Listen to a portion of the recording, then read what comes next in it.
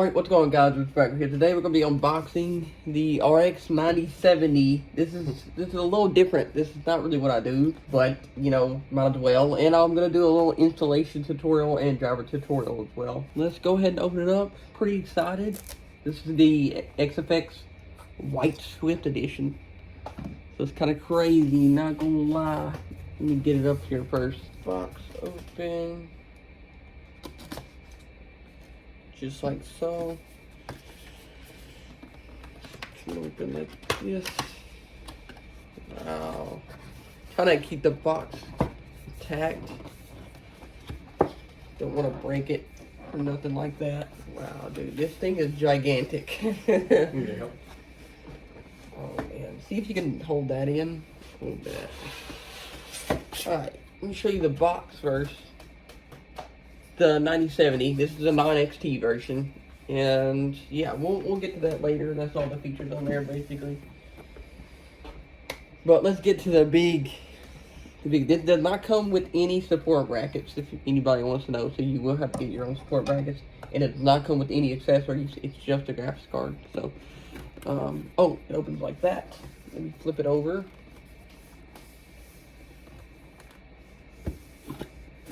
There we go. Crazy. This is my first AMD card. I'm upgrading from a 2060 to a 9070, so it's actually kind of crazy. This is the installation guide, which we won't need. I will be doing a tutorial on that. Let's reveal what's under this foam. Oh my.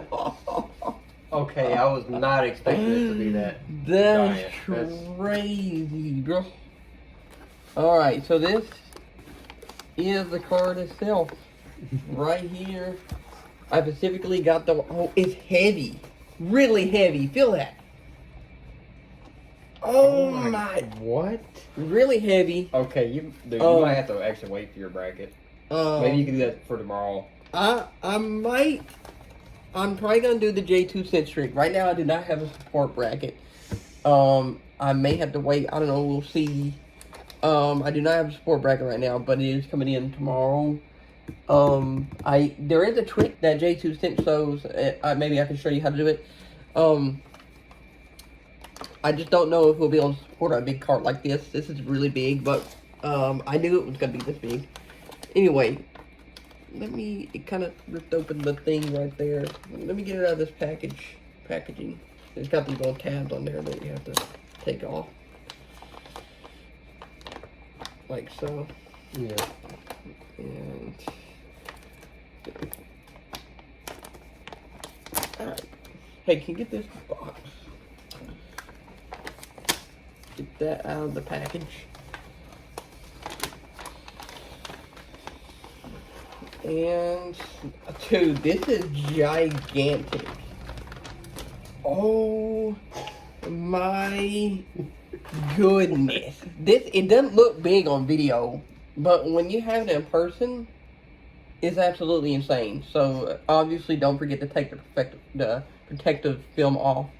And you have protective films on the fans as well. It's pretty dang big. I'm pretty sure this is around 12...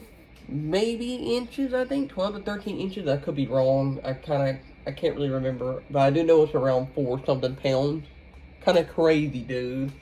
But it's a 3.5 slot card, I believe. So That's insane. that it might, I don't know, sag. It looks really good. As you see, I do have the white PC back here. That's the only reason I went for the white cards. The black ones are way cheaper. So let's take the film off. Dude. Wow. Look at that. And obviously do not forget to take the film off. There's also film on the back as well. Let's take the front film off. Right up under here. There's a little blue tab that you can take off. It's pretty exciting because this is my first insane card. This is capable of 1440p and 4K high. Now, it is overkill because I only have a 1080p monitor right now, but it's going to be a really good experience having such high FPS.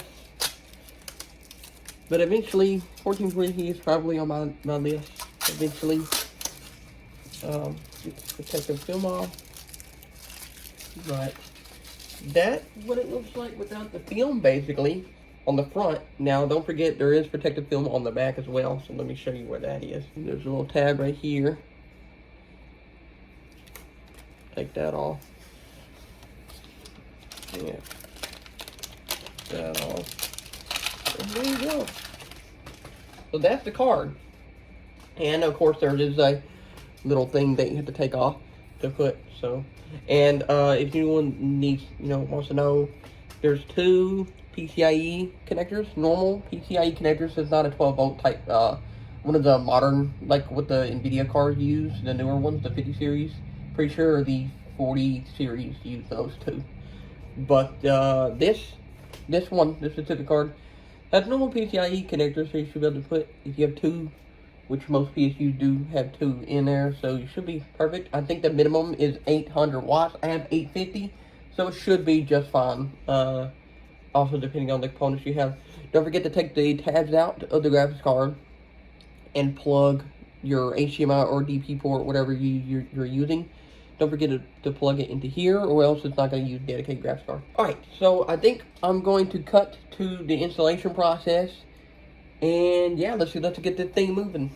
Alright, so first things first, before obviously you install your graphics card, since I'm switching from NVIDIA to AMD, I'm definitely going to need to completely reinstall my drivers.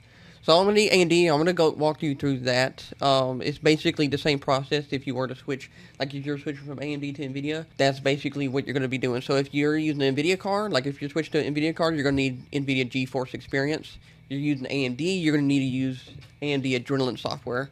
So we're going to get Adrenalin software, but before we do that, we're going to get DDU, which is Display Driver Uninstaller. It's going to be the very first one that pops up, guru3d.com. That's the one you're going to want. But yeah, what you're going to want to do is literally click the, I believe it's the Mirror USA. It's going to take you on.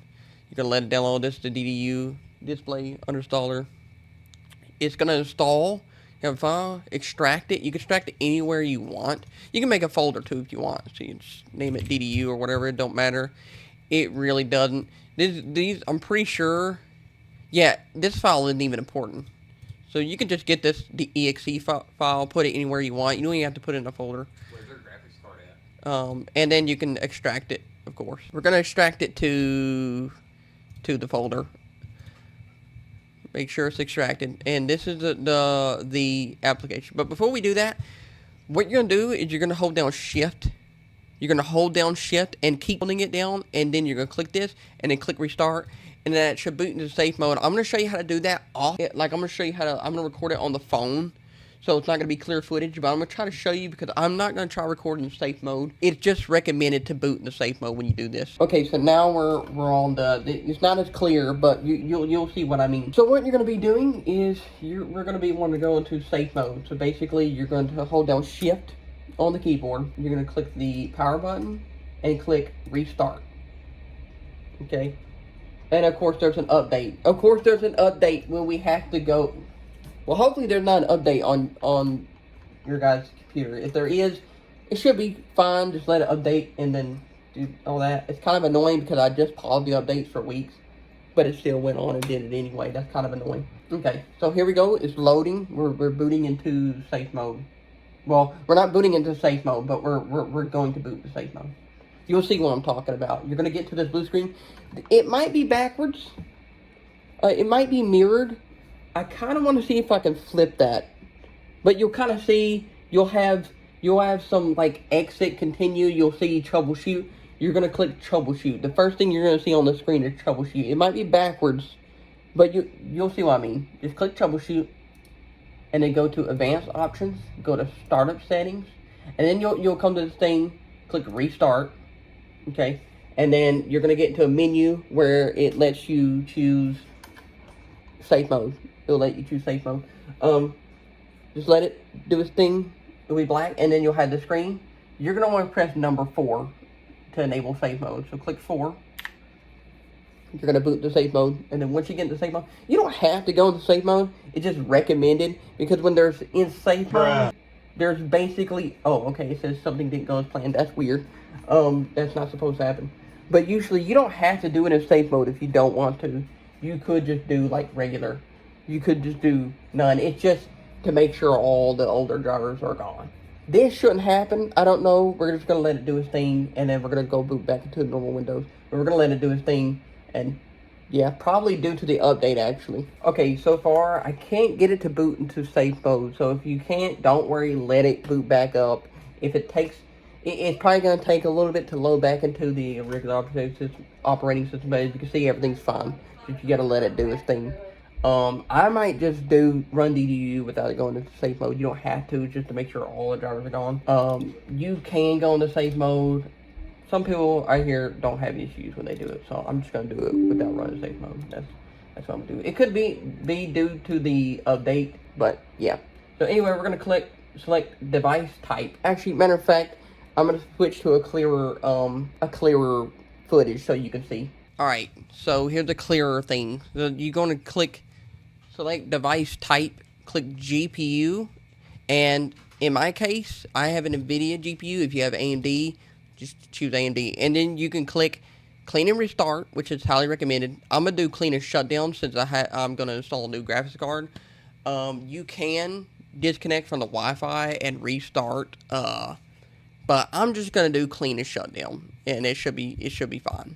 We're gonna clean and shut down. We're gonna put in the new GPU, and then it should boot back up just fine. When you have an NVIDIA graphics card, make sure all this stuff is checked. I mean, you could remove physics. I don't think it's necessary. You can do that.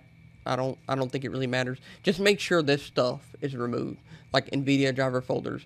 Make sure GeForce Experience, 3D TV Play, all this stuff, the drivers, anything that has to do with drivers, remove them.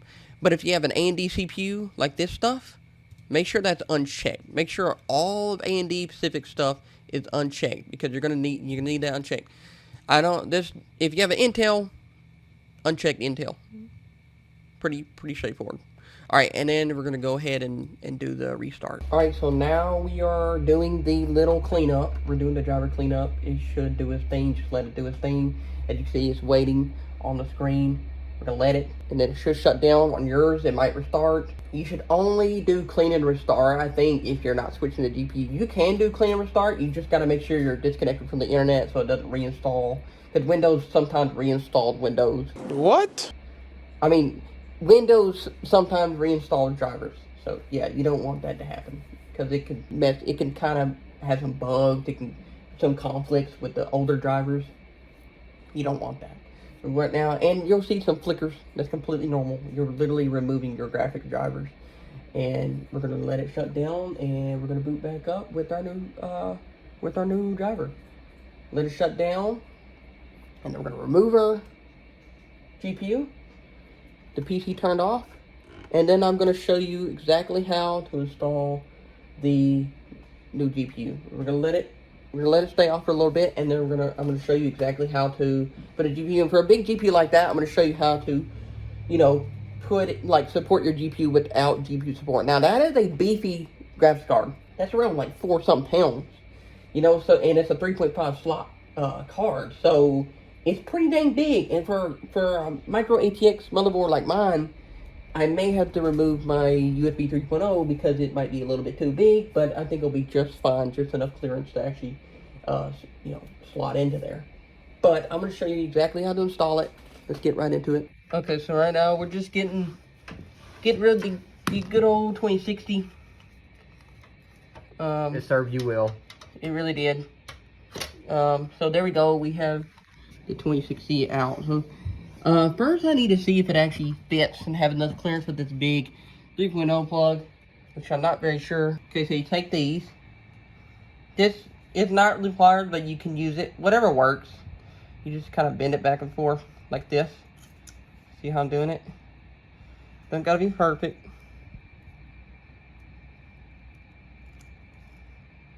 It's gonna take a little bit of fighting, especially when you don't have anything proper made. Okay, there you go. Doesn't have to be perfect. And then you're gonna put it over it like this. Which in my case, I might even use two. if you can actually get them to overlap. Okay. Kind of get that to overlap if you can, and just kind of. Oops. After a few, we finally messing with it, got it in. As you can see, with the second one overlapped on there, if you can actually get them to overlap, the screw kind of comes out more, and it'll be kind of laying like this part. This part that lays, this bottom part, sorry if you can't see that. See this bottom part? It kind of lays like this. That part is going to lay on the screw. It's going to kind of help it up.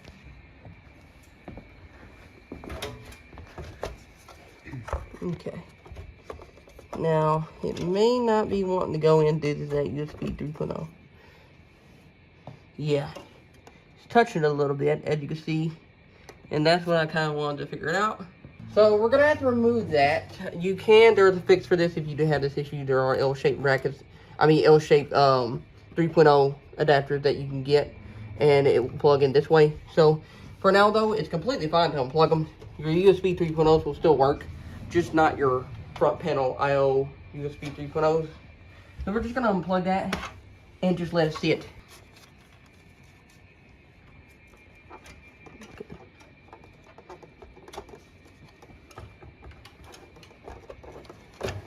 Okay. Alright, did it go in? I think it did. There you go. As you can see, what we just did here when we lifted up, practically going to get most of that, get rid of most of that sag. As you can see, practically none. And it's not even screwed down. Look, that's pretty solid. Now, I'm still going to use a GPU brace. Now, obviously, you're going to get one of these screws in. Camera's in the way, and the lighting isn't very good in here, so it's kind of hard to install this thing. That's a lot better. Alright. Screw that down. This thing definitely does need support.